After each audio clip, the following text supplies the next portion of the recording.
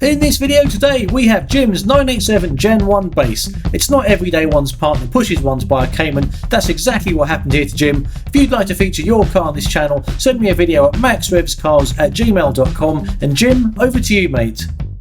Hey Max, greetings from across the pond, as they say, whoever they are. This here is my 2008 987.1 base model Cayman.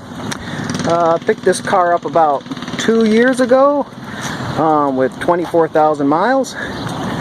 Since then, I put about an additional 5,000 on it.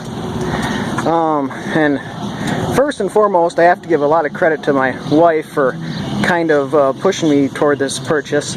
We were sitting around the house one night, and she says, "So, you ever going to get that Porsche you've been talking about?"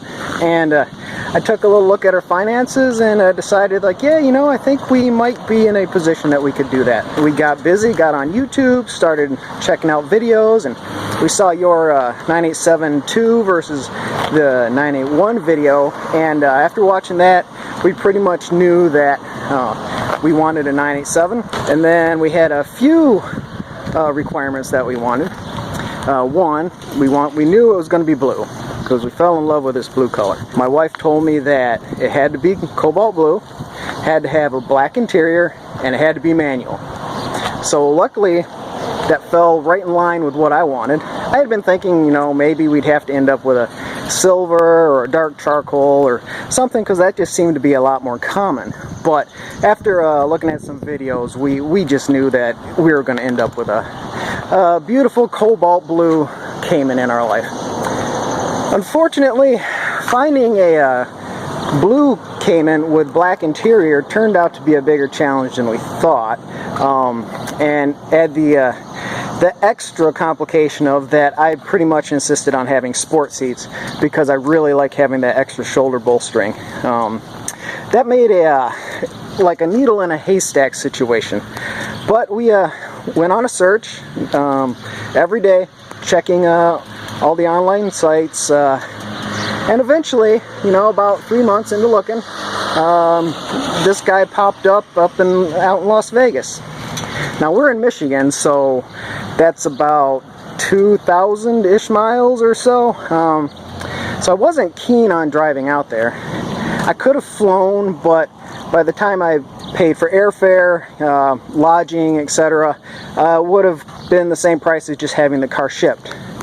So we went ahead, paid to have the car shipped out here, pretty much sight unseen. I mean, we saw pictures and that's it, and of course the salesman said, "Oh yeah, it's a great car." So took their word for it, had it shipped out, got here, drove across the state to a franchise, and took it for a drive. It was beautiful, pretty much everything we wanted. Negotiated a little bit, not much. They aren't much on negotiating at this certain place we went. I don't know if you guys have CarMax over in the UK, but over here we have it, and it's like a giant car superstore, and they have franchises all over the US. And you can have cars shipped from one franchise to another, but it does cost a little bit. Anyway, so went ahead, bought the car, bought an extended warranty. I highly recommend it. I'll get to that in a minute. But, you know, loved the car. Took her off the lot, took her home. On the way home, put the window down, and it didn't go back up. So I was like, oh no, what's going on now? Turns out that my passenger side window regulator was toast. So a quick call to CarMax when I got home. They're like, okay, yeah, you got a 1-week warranty. Anything bad, we take care of it 100%. Bring it back over here. Well, I wasn't going to drive another 3 hours for that with my window down on a rainy day, you know. So then they said, no, just take it to your Porsche dealer. So I was able to go to my local Porsche dealer. They took care of it, so I got top-notch service on that, and totally free of charge, brand new parts, excellent. Then about a month later, I started hearing this ticking coming from the rear end. It's like, oh no, do I have bore scoring? I specifically wanted a base to, you know, avoid bore scoring issues. and any possible IMS, although the IMS failure rate is pretty darn low on these base models anyway. But yep, so I had this ticking, and I took it in to the local Porsche dealer, and boy, they couldn't figure it out. They went over that engine top and bottom, looking, doing boroscopes, checking out the lifters. You know, it's just this constant ticking, and they just couldn't figure it out. So, and I kept telling them, you know, it's not really coming from the engine. It sounds like it's back in the transmission.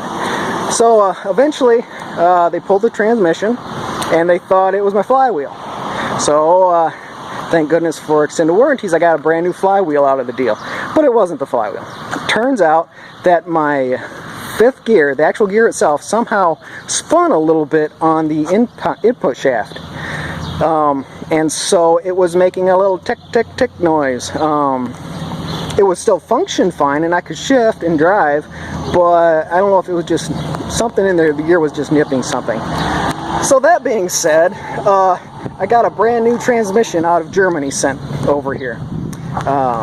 So for my $2,000, oh, there goes a Harley. For my $2,000 extended warranty, I got a $10,000 transmission. I would say that's a pretty good trade-off.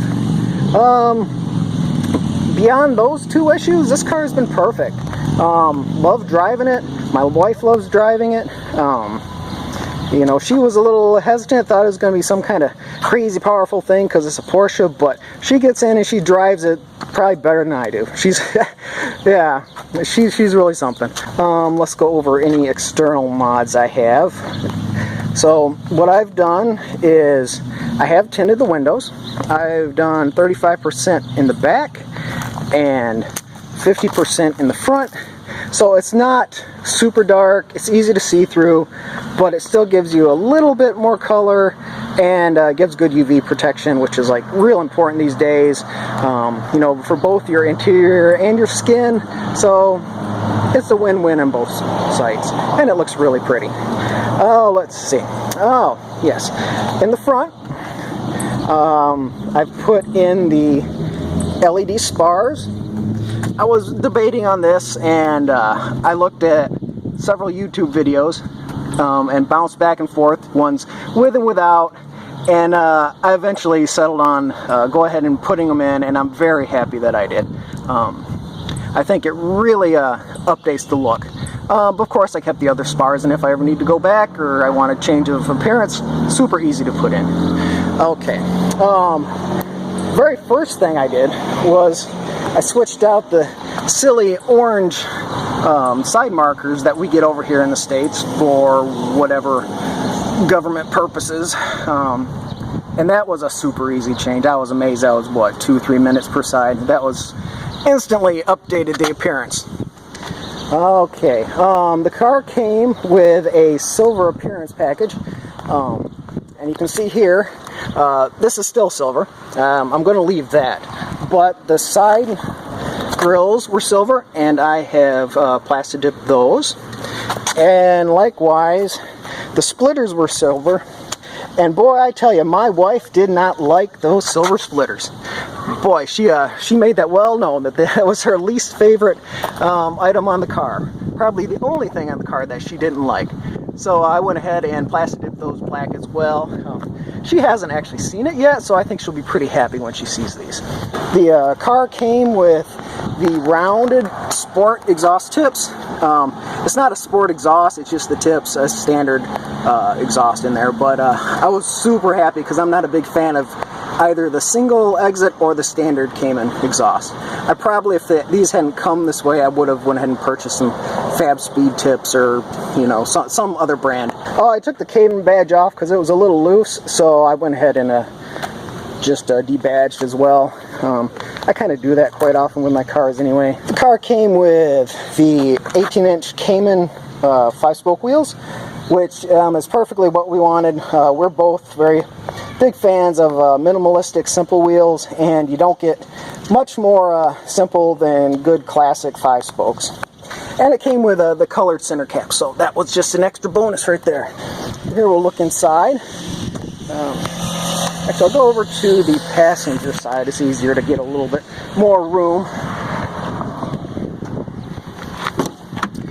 So here's a very standard Cayman interior. You've all seen it before. Here we have the requisite hand sanitizer bottle that we're all living with in these days and ages. You'll see that I've put in a touchscreen radio just to kind of update things. You know, we listen to a lot of MP3s and maybe stream stuff. It also has a DVD player. I won't say whether or not we've played movies while we're on a long trip or not, but, you know, probably not. Additionally, all my decals and buttons are all nice and they're still there. They haven't been worn off yet. I'm not exactly sure how much use this car got, being that it was 10 years old when I bought it and only 20,000 miles. So hopefully whoever had it took care of it. You'll notice that the headliner is perfect. I was really worried about that, being that this car came from Las Vegas. I figured it had probably been baking in the sun quite a bit. But it's perfect. I don't know, perhaps it was redone sometime before I got it, because it looks brand new. Seats are in immaculate condition. As you can see, there's my side bolster, or my shoulder bolsters that I wanted so badly. They aren't the 100 power way seats. The only power that they have is for the recline. Otherwise, they're manual adjust. And like I said, it's a 5-speed stick. Super happy with the 5-speed. Think it gets along really good. You may notice here, steering wheel. I've added a slip-on cover.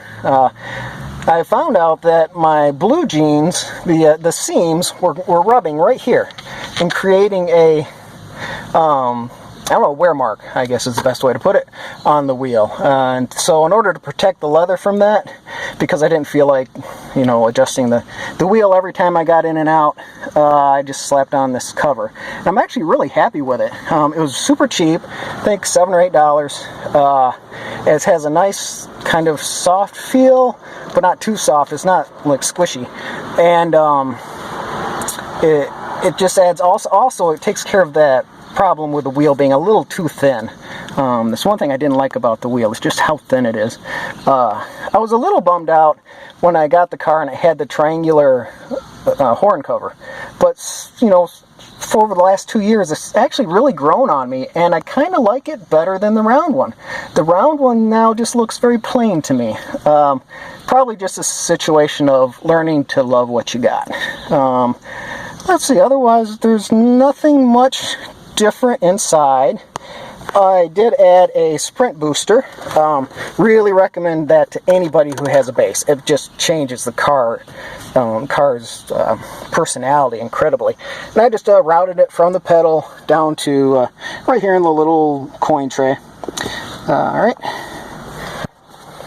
And that is everything about the interior. Everything else you've all seen before. It's just a beautiful machine, and I don't foresee ever getting rid of it.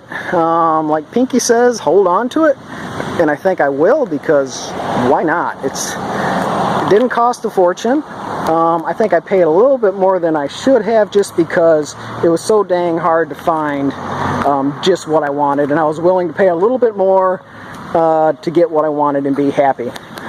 There's been many times where you get something that's just not quite right and you have to settle, but this is one thing where I wasn't going to settle. I was going to wait, and I would have waited a year or more if I had to, but luckily, you know, it happened within like 3 months or so, like I said. I think that's about it. I really want to thank you, Max, for putting out the videos you do. Thanks again, Max. I really enjoy your channel. Continue watching, and I'm going to have that song in my head for a while, I think. So take care.